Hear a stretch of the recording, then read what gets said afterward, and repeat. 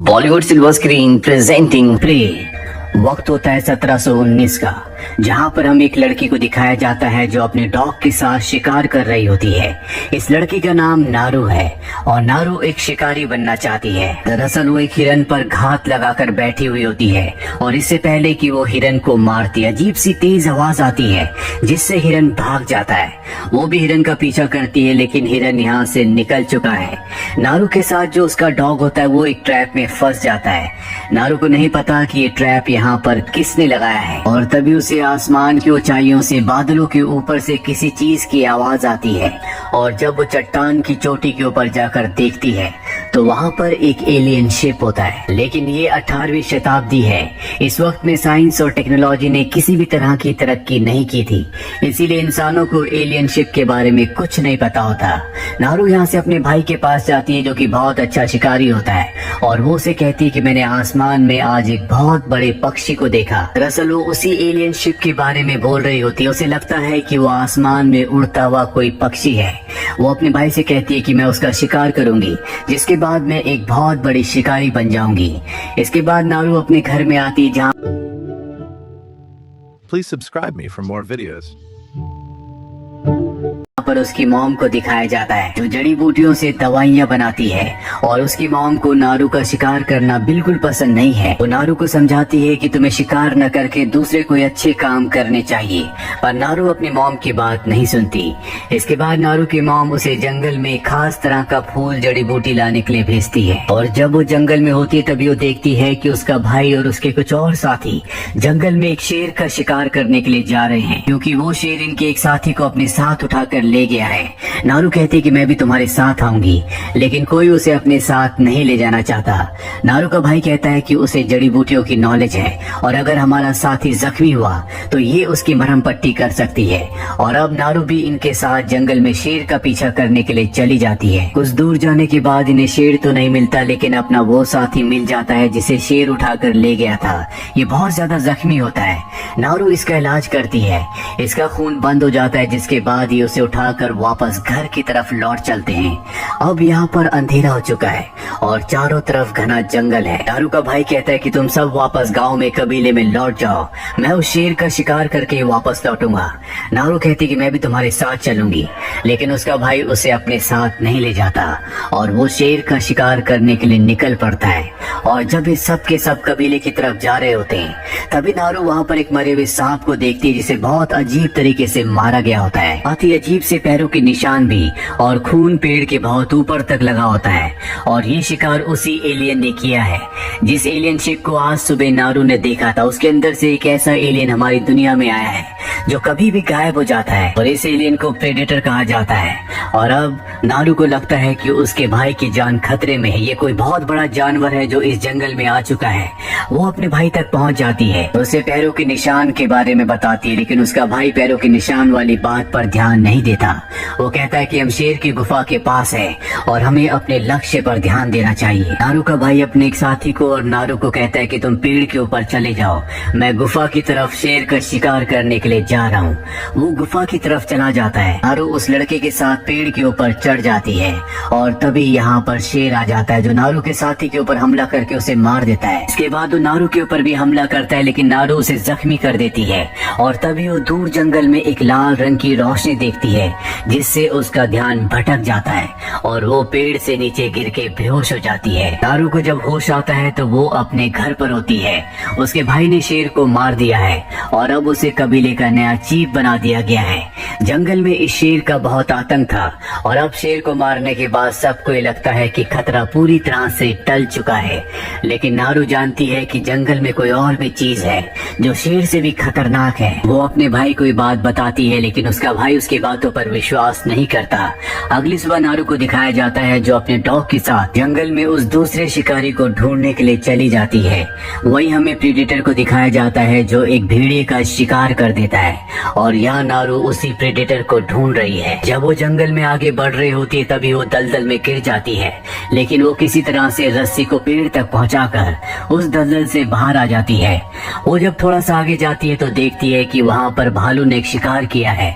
वो अपने धनुष और तीर से उसका शिकार करना चाहती है और उसके धनुष की रस्सी टूट जाती है, जिस वजह से भालू उसे देख लेता है और अब वो उसका पीछा करके उसे मारना चाहता है। नारू अपनी जान बचाने के लिए लकड़ियों के बीच में चली जाती है, पर भालू बहुत ज्यादा गुस्से में है। वो उन लकड़ियों को चीरता हुआ उसकी तरफ बढ़ता है और नारू को लगता है कि अब उसे कोई नहीं बचा सकता। और अगले पल वो जंगली भालू से छोड़कर पीछे मुड़ जाता है। दरअसल यहाँ पर वो एलियन यानी कि प्रेडेटर आ चुका है। भालू के अंदर यानी कि जानवरों के अंदर उसे इनविजिबल होने के बाद भी देखने की शक्ति है और अब जंगली भालू प्रेडेटर यानी कि एलियन के ऊपर हमला करके उसे जख्मी कर देता है, जिससे उसका हरे रंग का खून भी निकलता है। इससे प्रेडेटर को गुस्सा आता है और एक ही वार में वो भालू को मार देता है। भालू का खून जब उसके ऊपर गिरता है तो पूरी तरह से दिखना शुरू हो जाता है। इसे देखकर नारू पूरी तरह से घबरा जाती है और वो नदी में बहते हुए इस जगह से निकल जाती है। हालांकि प्रेडेटर उसे देख रहा होता है। नारू नदी के दूसरे छोर तक पहुंच जाती है। तभी यहाँ पर कुछ कबीले वाले भी आ जाते हैं, जिसे नारू के भाई ने नारू को वापस लाने के लिए भेजा होता है। वो नारू को अपने साथ ले जाना चाहते हैं। नारू इन सब को प्रेडेटर के बारे में बताती है, लेकिन इसकी बातों पर कोई भी विश्वास नहीं करता। इसीलिए इसके हाथों को बांध दिया जाता है और अब यहाँ पर प्रेडेटर आ जाता है, जो इन सब को एक एनर्जी के फॉर्म में देख सकता है। इनके पास हथियार होते हैं और प्रेडेटर उन्हीं के ऊपर हमला करता है जिनके पास हथियार है या जो दूसरों के ऊपर हमला करके उन्हें मारना चाहते हैं। प्रेडेटर नारू के सभी साथियों को मार देता है। नारू अपने हाथ खोलकर यहाँ से भाग जाती है और प्रेडेटर उसे अब भी देख रहा होता है। नारू को उसके कबीले का एक और लड़का मिलता है। दोनों के दोनों वहाँ घासों के पीछे छुप जाते हैं, लेकिन प्रेडेटर इन्हें देख सकता है क्योंकि वो इनकी हीट को दूर से कहीं से भी देख सकता है। प्रेडेटर अपनी लेजर से उस लड़के को मारने वाला होता है कि नारू उसे बचा लेती है। ये दोनों यहाँ से भागते हैं, लेकिन प्रेडेटर उस लड़के को मार देता है। नारू यहाँ से भागकर आगे निकल जाती है और तभी उसका पैर एक ट्रैप में फंस जाता है। प्रेडेटर अब यहाँ पर पहुंच जाता है और जब वो देखता है कि नारू लाचार है, वो ट्रैप में फंस चुकी है, तो वो उसे बिना मारे यहाँ से निकल जाता है। अब यहाँ पर कुछ शिकारी आ जाते हैं जिन्होंने इस ट्रैप को लगाया होता है। दरअसल इस जंगल में जानवरों का शिकार करके उनकी खाल निकाल लेते हैं ताकि उसे बेचकर बहुत सारे पैसे कमा सके। अभी नारू को अपने साथ अपने कबीले में ले जाते हैं, जहाँ पर उसे बंदी बना लिया जाता है। यहाँ पर एक आदमी नारू के पास आता है। वो नारू को बताता है कि एक एलियन ने यानी कि प्रेडेटर ने हमारे बहुत सारे साथियों को मार दिया है। अगर तुम उस प्रेडेटर के बारे में कुछ जानती हो तो हमें बता दो। नारू कहती है कि मैं उसके बारे में कुछ भी नहीं जानती। अभी इनका सरदार आता है जिसके पास नारू का भाई होता है। वो नारू के भाई को और नारू को एक पेड़ से बांध देता है ताकि जब प्रेडेटर इनके ऊपर हमला करे तो वो उसे मार दे। दरअसल प्रेडेटर इनके बहुत सारे शिकारियों को मार चुका है और अब प्रेडेटर इस जगह पहुंच जाता है और इस बार वो इनविजिबल होकर नहीं बल्कि अपने असली रूप में आता बहुत ही भयानक होता है। नारू अपने भाई को कहती है कि तुम्हें डरने की कोई जरूरत नहीं है। ये एलियन ये प्रेडेटर उन लोगों के ऊपर हमला नहीं करता जिनके पास कोई हथियार नहीं होते। ये सिर्फ उन्हें मारता है जिनके पास हथियार होते हैं, यानी कि ये एलियन शिकारियों का शिकारी है। और अब प्रेडेटर इनकी तरफ बढ़ना शुरू कर देता है और तभी उसका पैर एक ट्रैप में फंस जाता है जो शिकारियों ने यहाँ पर लगा रखे होते हैं। लेकिन प्रेडेटर बहुत शक्तिशाली है, उसके अंदर बहुत ताकत है। वो आसानी से उस ट्रैप को तोड़ देता है। प्रेडेटर को अब गुस्सा आ चुका है, इसीलिए वो यहाँ पर बहुत सारे लोगों को मार देता है। नारू ट्रैप की मदद से अपने और अपने भाई की रस्सियों को काट देती है, जिसके बाद नारू का भाई घोड़ा लेने के लिए जाता है ताकि यहाँ से दोनों के दोनों निकल सके। इसके बाद नारू का भाई चला जाता है और नारू भी अपने डॉग को कैंप में लेने चली जाती है जहाँ पर शिकारी होते हैं। प्रेडेटर अपना हेलमेट फेंक देता है और उसके अंदर से 3 डिवाइस निकलते हैं जो हवा में उड़ना शुरू हो जाते हैं और तभी यहाँ पर एक ब्लास्ट होता है जिससे सभी शिकारी मारे जाते हैं। वही नारू को दिखाया जाता है जो इन शिकारियों के कैंप में पहुंच जाती है। वहाँ पर वो कुछ शिकारियों को मारती है और तभी नारू के सामने वो आदमी आ जाता है जिसने पहले नारू को कहा था कि अगर तुम प्रेडेटर के बारे में कुछ जानती हो तो हमें बता दो, पर नारू ने उसे नहीं बताया था। दरअसल प्रेडेटर ने इसका पैर काट दिया होता है। वो नारू से कहता है कि तुम मेरा इलाज करो, इसके बदले मैं तुम्हें अपनी गन दे दूंगा। नारू उसे खास किस्म का फूल खिलाती है, इससे उसके शरीर का खून ठंडा हो जाता है और बहना बंद हो जाता है। और अब यहाँ पर प्रेडेटर भी आ चुका है। वो देखता है कि उसके सामने वो आदमी है जिसका पैर उसने काटा था, पर उसका शरीर फूल खाने की वजह से ठंडा हो चुका है, इसीलिए वो उसके शरीर को उसकी एनर्जी को नहीं देख सकता। प्रेडेटर की आंखें इंसानों की तरह नहीं होती, वो सिर्फ हीट को पहचान सकता है जो उस आदमी के शरीर से फूल खाने की वजह से नहीं निकल रही होती, पर वो उसके पैर के ऊपर गलती से अपना पैर रख देता है जिससे वो आदमी चिल्ला उठता है। प्रेडेटर को पता चल जाता है कि ये जिंदा है और वो उसे मार देता है। अब नारू का भाई भी यहाँ पहुंच जाता है जो घोड़े पर होता है। वो प्रेडेटर के सर के ऊपर हमला करता है जिससे उसका मास्क यानी कि उसका हेलमेट नीचे गिर जाता है। उसकी लेजर बीम एक पेड़ के ऊपर जाकर टकराती है। प्रेडेटर यहाँ पर नारू के भाई के ऊपर कई सारे हमले करता है, पर वो जितने भी हथियार चलाता है सारे के सारे हथियार पेड़ के ऊपर जाकर लगते हैं जहाँ पर उसके हेलमेट की बीम से आकर टकरा रही होती है। नारू समझ जाती है कि अगर उसे निशाना लगाना है तो उसे अपने हेलमेट को दोबारा पहनना होगा। प्रेडेटर यहाँ पर गायब हो जाता है और नारू के भाई को मार देता है। नारू इस वक्त उसका सामना नहीं कर सकती, इसीलिए उसे यहाँ से भागना पड़ता है, लेकिन अब वो अपने कबीले वाले लोगों की और अपने भाई की मौत का बदला प्रेडेटर से लेना चाहती है।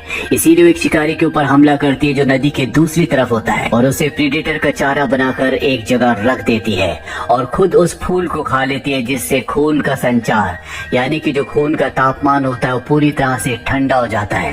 अब प्रेडेटर यहाँ पर आता है पर वो नारू को नहीं देख सकता क्योंकि उसकी बॉडी में हीट नहीं है। और प्रेडेटर यहाँ पर उस दूसरे आदमी को देख लेता है जिसे यहाँ पर नारू ने चारा बनाकर रखा है। नारू ने जानबूझकर उसके हाथ में गन पकड़ा दी होती है ताकि प्रेडेटर उसे मार दे। प्रेडेटर उसे मार देता है और नारू उसके पीछे गन लेकर खड़ी होती है। वो उसके सिर पर गोली चलाती है जिससे उसका हेलमेट गिर जाता है। नारू उस हेलमेट को उठाकर जंगल के अंदर भाग जाती है। वो उसके मास्क को उसके हेलमेट को दो पत्थरों के बीच में रख देती है और चारों तरफ ट्रैप बिछा देती है ताकि जब भी प्रेडेटर यहाँ पर अपने मास्क को लेने के लिए आए तो वो उसके ऊपर हमला कर दे। अब प्रेडेटर इस जगह पहुंच चुका है। नारू ऊपर से उसके ऊपर कूदकर उस पर कई हमले करती उसे जख्मी कर देती है। वो भी उसके ऊपर हमला करता है और इन दोनों के बीच में एक शानदार फाइट होती है। नारू को दिखाया जाता है जो एक बहुत ही अच्छी फाइटर है। वो प्रेडेटर का पूरी तरह से सामना करती है और इसके बाद वो दलदल की दूसरी तरफ चली जाती है। दरअसल ये वो जगह होती है जहाँ पर उसने प्रेडेटर के लिए पूरी तरह से जाल बिछाया होता है। अब प्रेडेटर उसकी तरफ बढ़ रहा होता है और सामने उसका हेलमेट भी होता है। नारू को पता है कि प्रेडेटर अगर कोई भी हथियार चलाएगा तो हथियार उसी निशाने पर लगेगा जहाँ पर उसके हेलमेट की उसके मास्क की लेजर बीम्स जा रही होंगी।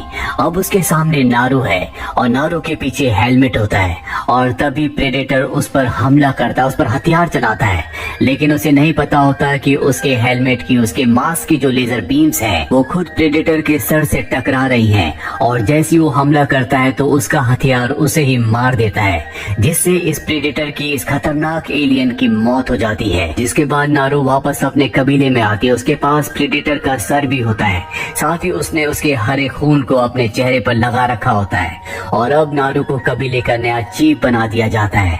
नारू जो हमेशा से करना चाहती थी उसने वो कर दिया है। अब वो एक बहुत बड़ी शिकारी है जिसने शायद इस प्लेनेट का सबसे बड़ा शिकार किया है। और इसी के साथ ये कहानी यहीं पर खत्म हो जाती है। ये मूवी ईयर 2022 में रिलीज हुई थी। IMDb पर इसकी रेटिंग है 7.2। उम्मीद करते हैं कि ये कहानी आपको पसंद आई होगी।